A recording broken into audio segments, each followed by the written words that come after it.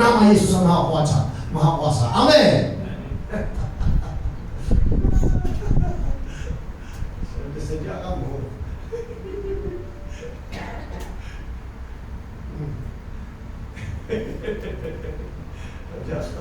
saya tidak perlu kalau terus sekali mengalami itu urusan dia. Roh sudah turun hari 2 sampai orang bercakap dengan bahasa roh hari 2 ibadah hari 2 panjang kali. Kalau ada Roh Kudus dalam hati kita, itu yang kita dambakan. Amin. Kalau kita memang serius dengan jalan, tapi kalau rohani kita sudah menjadi hambar, itu macam tiada tidak apa-apa dalam hidup kita. Ya macam kita tidak tergerak atau perinduan kalau para seperti itu. Itu menunjukkan hidup kita sebenarnya sudah hambar, campur baur dengan dunia. Amin. Do you understand what I am talking about?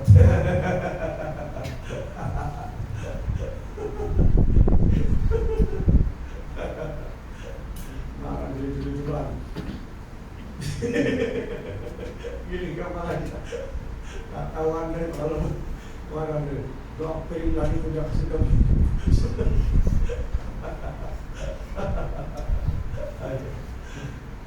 Kalau ngalam kasih pos orang lapar begitu mana kami itu.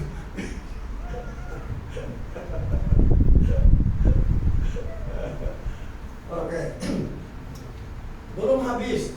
Sabar.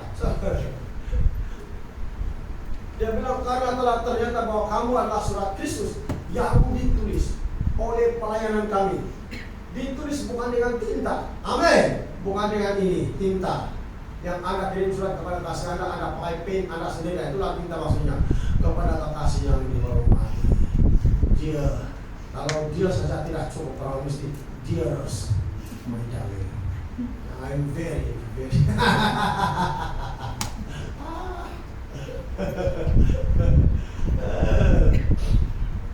kalau orang sudah serius berbincang cinta, jauh pas sudah perkataan dia, bukan lagi my dearest. Kalau dearest sudah itu perempuan pun tokoh sudah setengah bilang cinta saya. Padahal dia akan bully saja.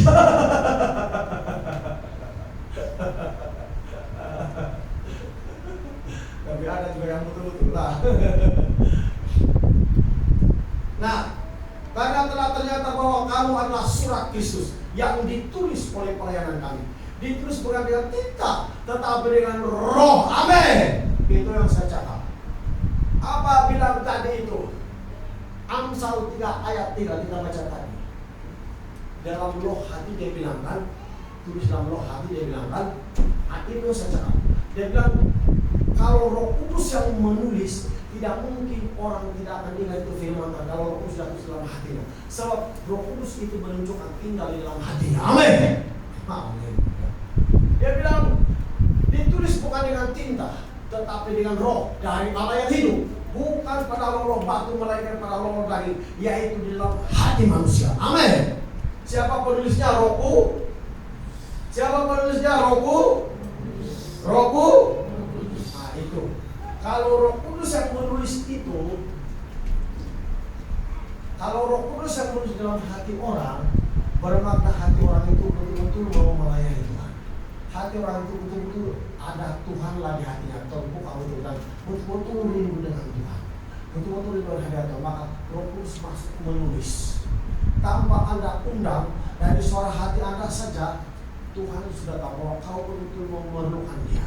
Maka Roh Kudus tolong kita tulis sampai kita ingat, sampai ada kesan di hati kita itu firman Tuhan. Sampai kita balik di rumah kita ingat itu firman Tuhan. Ada kesan. Dari kesan itu, ya, dari kesan daripada pendengaran kita terhadap firman Tuhan itu, kita pulang seolah kita merenungkan itu. Akhirnya kita menjadi orang Kristen yang bertumbuh iman dan rohaninya. Amin. Akibat dari pekerjaan Roh Kudus yang menulis firman Tuhan itu di dalam hati kita. Akibat dari pekerjaannya.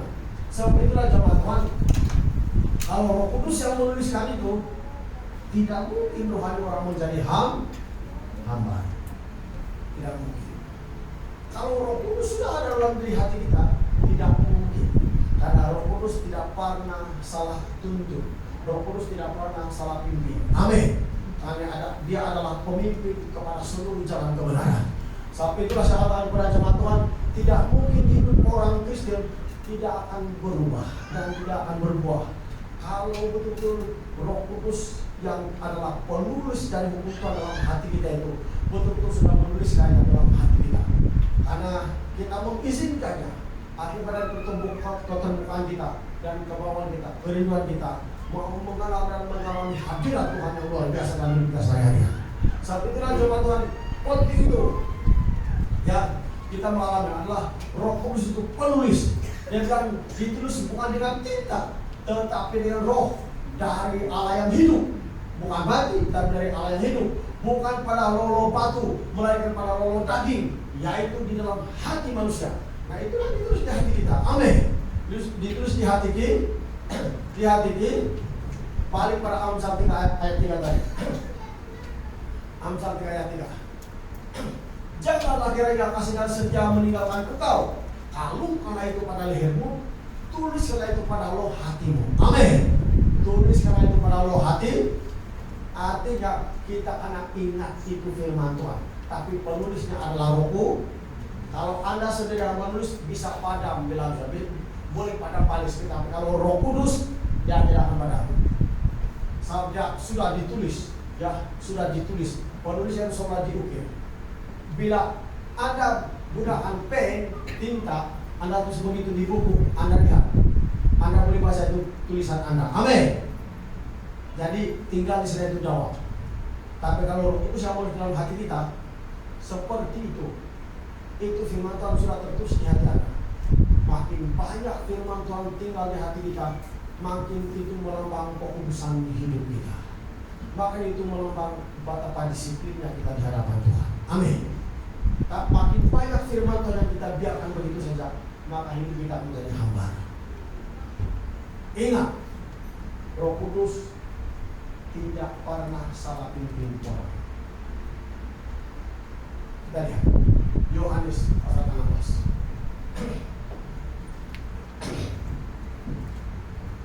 Ya, ayat 16. Ayat. Ya.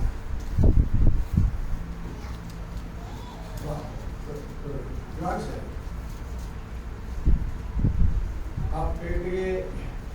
Coba kasih dulu. Itu dulu kasih naik. Lagi.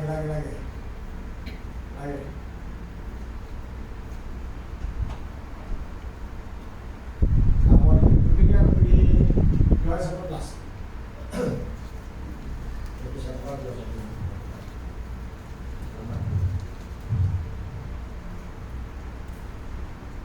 Ya. Yohanes 16 ayat 13. Itu Yohanes 16 ayat 13. Ya, 13. Tetapi apabila ia datang, yaitu Roh kebenaran, ia akan memimpin kamu ke dalam seluruh kebenaran. Amin. Itulah saya cakap kepada jemaat, Roh Kudus tidak pernah salah tuntun. Amin. Tidak pernah salah menuntun kita dalam kebenaran. Tidak pernah salah. Kalau memang ada Roh Kudus dalam hati kita, dia tidak akan salah menuntun kita bagaimana cara kita ibadah.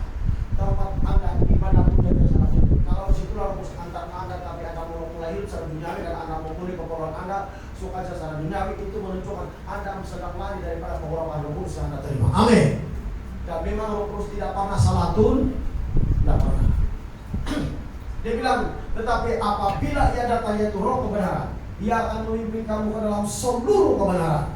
Sebab ia tidak akan berkata-kata dari dirinya sendiri, tetapi segala sesuatu yang didengarnya, itu yang akan dikatakannya. Dan ia akan memberitakan kepadamu hal-hal yang akan datang.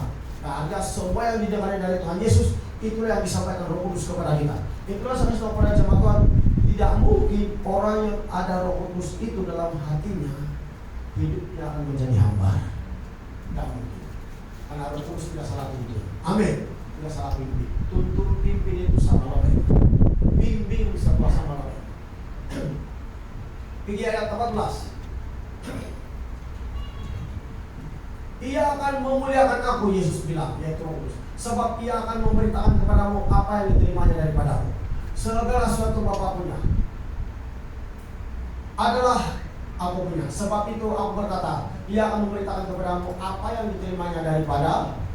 Nah, Roh Kudus itu yang memberitakan kepada kita apa yang diterimanya daripada Tuhan. Itu sebabnya kalau ada Roh Kudus dalam hati kita, Yesus itu kan firman. Bila Yesus memberitakan itu kepada kita, bila Roh Kudus yang menerima sesuatu daripada Tuhan Yesus itu disampaikan kepada kita, itu akan memberi kesan kepada kita sebagai orang percaya. Sebab dari Tuhan, bila dia masuk di hati kita, itu ada kesan. Karena itu dari Tuhan. Nah, itulah kerjaan dalam hati kita, dalam hidup kita. Dia beritahu kepada kita apa yang dari Tuhan Yesus. Yang bukan dari Tuhan Yesus, dia tidak beritahu. Apa yang dari Tuhan Yesus, dia beritahu kita. Dan jangan lupa, setiap yang daripada Tuhan Yesus itu datang kepada kita memuliakan nama Tuhan. Bukan memuliakan dunia, bukan memuliakan hidup dia, tidak, tapi memuliakan nama Tuhan. Perhatikan betul-betul. Sebab itulah jemaat Tuhan, saya tahu pada jemaat, Roh Kudus itu tidak pernah salah tutur. Itulah saya tahu pada jemaat Tuhan, bahwa pengurapan Roh Kudus itu sangat baik, karena pengurapan itu mengajar kita. Amin. Pengurapan itu mengajar. 1 Yohanes 2 ayat 27.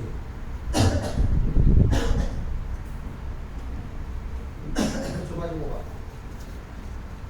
1 Yohanes 2.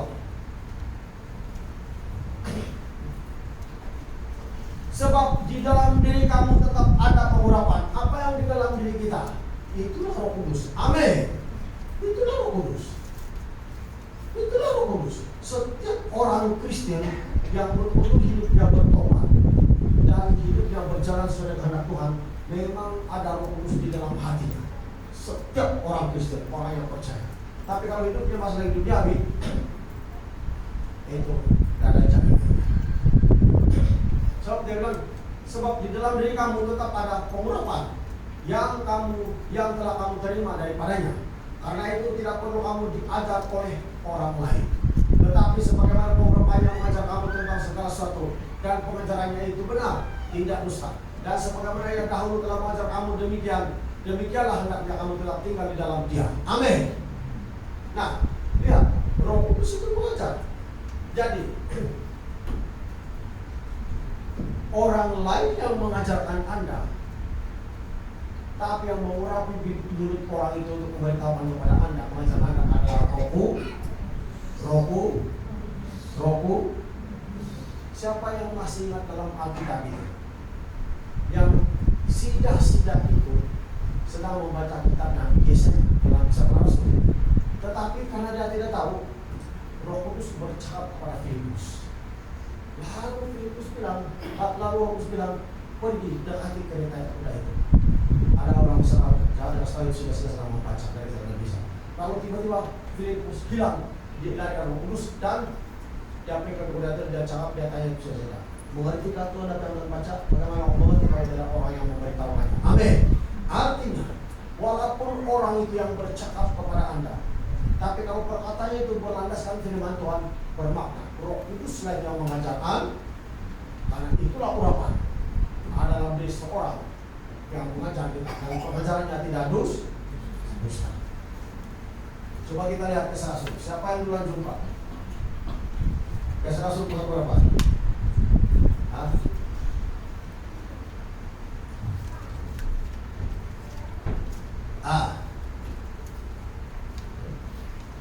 Macam siapa? 28 itu.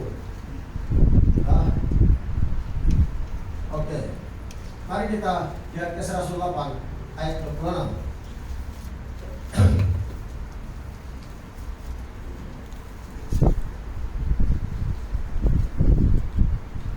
Kita mulai ayat 26 ya. Kemudian berkatalah seorang malaikat Tuhan kepada Filipus, katanya, bangunlah dan berangkatlah ke sebelah selatan menurut jalan yang turun dari Yerusalem ke Gaza. Jalan itu jalan yang sunyi. Lalu berkatalah Filipus adalah seorang Etiop.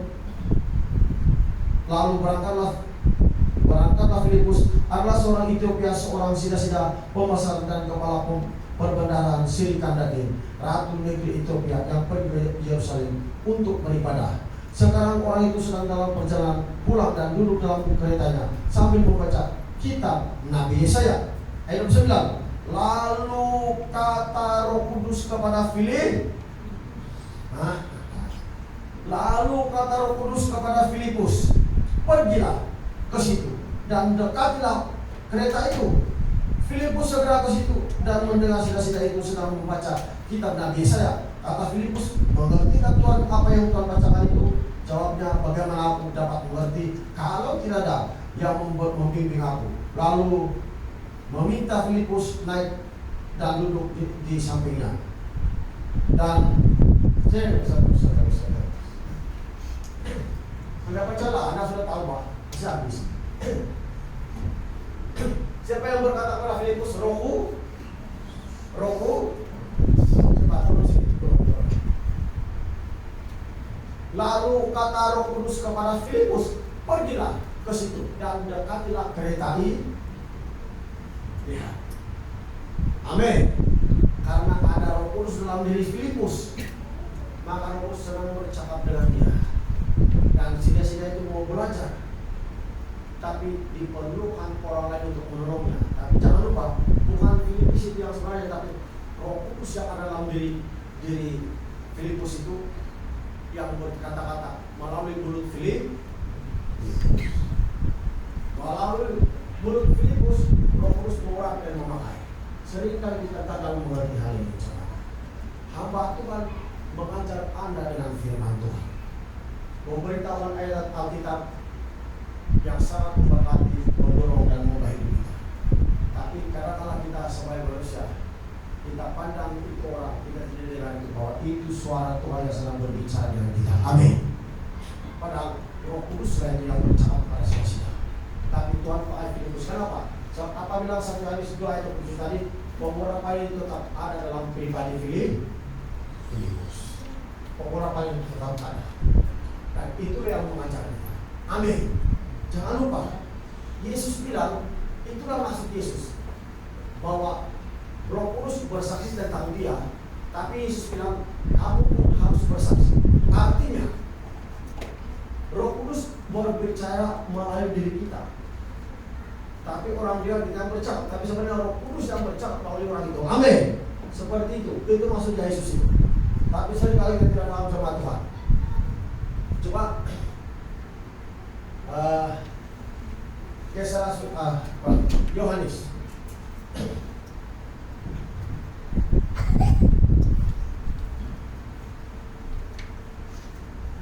15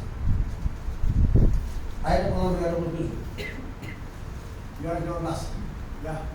Jikalau penghibur yang akan putus dari Bapa datang, yaitu Roh kebenaran yang keluar dari Bapa, ia akan bersaksi tentang Yesus bilang Roh Kudus bersaksi tentang Yesus. Tetapi kamu juga, amin. Artinya kita juga harus bersaksi, karena kamu dari semula bersama-sama dengan Artinya seperti tadi Filipus itu, ya, kita bercakap, tapi sebenarnya Roh Kudus yang mengurapi mulut kita, menurut kita untuk bercakap tentang kerajaan Tuhan.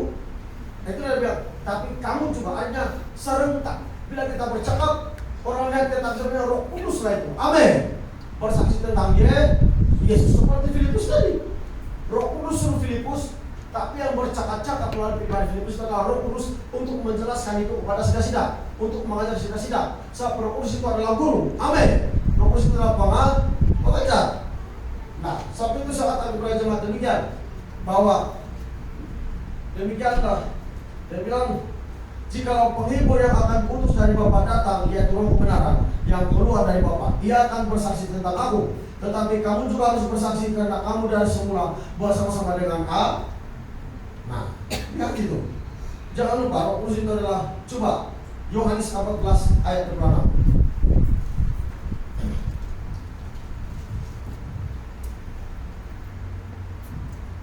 Tetapi penghibur, yaitu Roh Kudus yang akan diutus oleh Bapa dalam namaku, dialah yang akan mengajarkan segala sesuatu kepadamu dan akan mengingatkan kamu akan semua yang telah kukatakan kepadamu. Nah, itulah dia, Roh Kudus yang mengajar kita. Jadi tiap kali kita duduk mendengar firman Tuhan, kita diajar bagaimana mentaati firman Tuhan, bagaimana mengasihi Tuhan. Itu bukan hamba Tuhan, tapi Roh Kudus yang ada di dalam dirinya memberitahukan kepada kita, mengajar kita. Amin. Yang hamba Tuhan itu pengharapan dari perkataan Tuhan Yesus yang kamu juga harus bersama. Nah itu dia. Artinya kita bercakap-cakap tapi Roh Kudus adalah kita bersaksi bersama-sama dengan Roh Kudus maksudnya. Bayangkan itu jemaat Tuhan. Itulah sebabnya kalau hamba Tuhan itu memang hamba Tuhan yang hidupnya mau mendekatkan diri kepada Tuhan, memang hamba Tuhan yang memang diurapi Tuhan atau apapun. Kalau Anda tidak mendengar apa yang Anda beritakan, bermakna Anda sedang memalingkan telinga Anda kepada suara Tuhan, suara Roh Kudus, dan Anda sedang melupakan hati Roh Kudus yang menunggu kita dan mengajar kita. Amin. Hati-hati. Saya sudah kasih tahu kamu. Tiap kali hamba Tuhan, ya, semasuknya hamba Tuhan yang betul-betul hamba Tuhan. Karena banyak hamba Tuhan juga, tapi bukan betul hamba Tuhan. Ya, bukan. Tidak sama. Tidak sama dengan Tuhan. Dalam kitab Nabi Yeremia, kalau Anda melihat Nabi Yeremia berlawanan dengan nabi-nabi Baal juga. Karena banyak nabi. Mereka boleh bercakap tentang Tuhan dari hati mereka, tetapi Tuhan tidak menyuruh mereka. Amin. Tuhan tidak mengutus mereka. Tuhan bilang saya tidak mengutus. Sampai akhirnya orang yang berbuat palsu itu mati. Tahun ini Tuhan bilang dia akan mati. Dia biar kasih tahu itu mati. Nah, tidak sama. Sebab itu teman Tuhan, dengarkan bahwa Roh Kudus itu apa? Mengajar dan mengingatkan kita. Jadi kalau macam kita sudah masuk dalam keadaan hidup duniawi, tapi tidak yang kita pikir tentang Tuhan atau tentang kebenaran, tentang pengurapan Roh Kudus, macam kita lebih serius lagi begitu. Di mana Roh Kudusnya? Di mana Roh Kudus? Kalau ada Roh Kudus itu pasti ada kekasihan. Pasti punya. Saya yakin pasti. Sebab itu saya mengalami. Ya. Bila begitu tobat.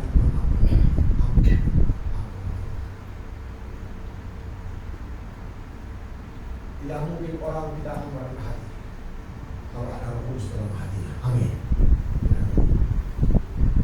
Tidak mungkin.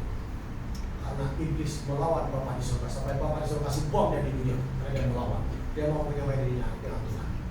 Tapi orang yang ada Roh Kudus dalam hatinya tidak mungkin dia tidak akan merendah hati di hadapan Tuhan.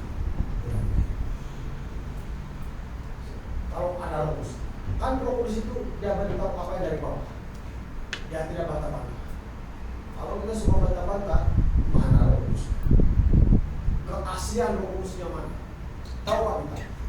Dalam keadaan kita berbantah dengan firman Tuhan, dalam keadaan dia mau berdoa, mau berdoa firman Tuhan, waktu itu Roh Kudus keluar. Bila kita sadar untuk berbalik, dia masuk lagi. Nah, kalau seterusnya hidup kita duniawi, dia keluar. Masih boleh berdoa, masih boleh menyanyi, masih boleh lagi menghati, sudah berada di Tuhan, tapi Roh Kudus sudah tidak ada dalam hidup kita. Saya kasih tahu kamu. Sering kali kita melayani Tuhan, mimpi puja-puja, naik pada aksi apa semua. Ya, kalau Roh Kudus sudah ada di dalam hidup kamu, hamba Tuhan itu tahu, cuma dia diam. Ada bagaimana tinggal lagi yang ada boleh, tetapi yang realitinya itu Roh Kudus itu it's gone.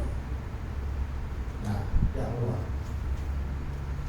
Bila kita mau campur aduk hidup kita dengan duniawi, Roh Kudus ucap dah keluar. Sebab itulah yang dinamakan Roh Kudus.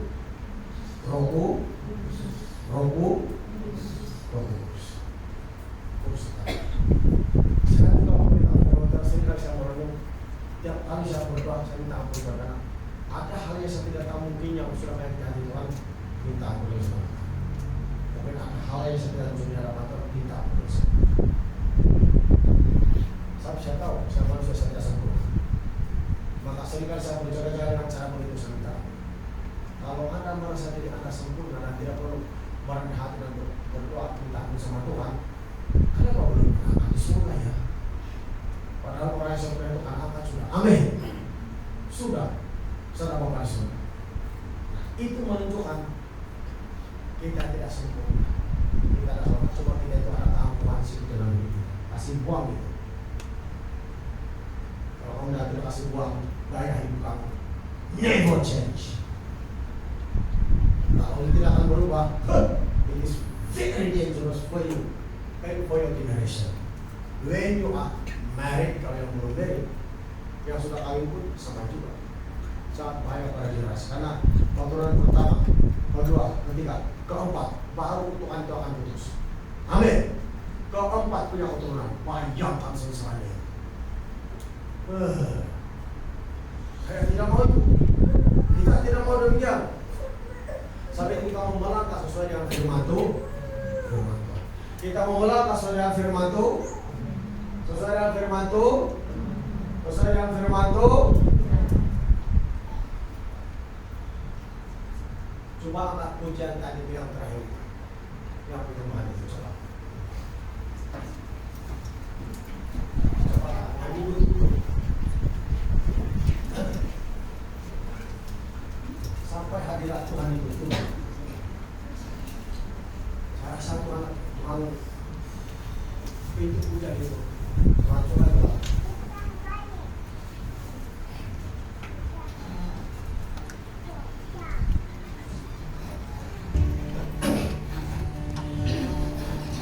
Semua menyanyi.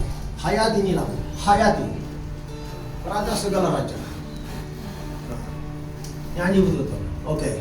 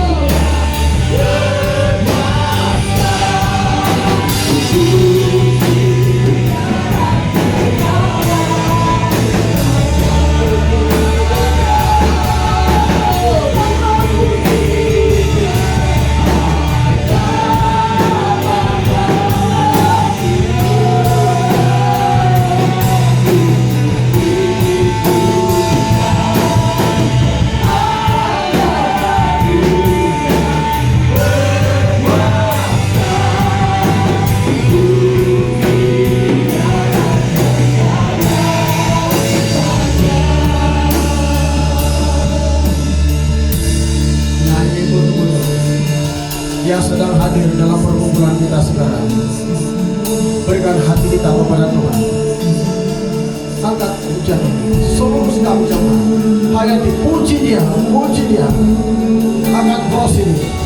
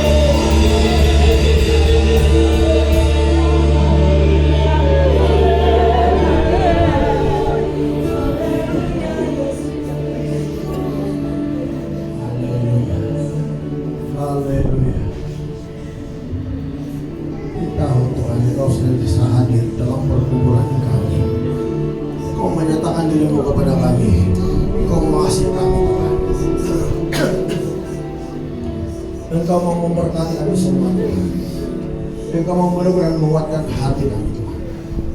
Kita tahu Tuhan Engkau punya rencana dalam kehidupan kami. Pemelihara dalam ibadah ini Tuhan, segala kekuatan gereja ada pada Roh Kudus dalam nama Yesus.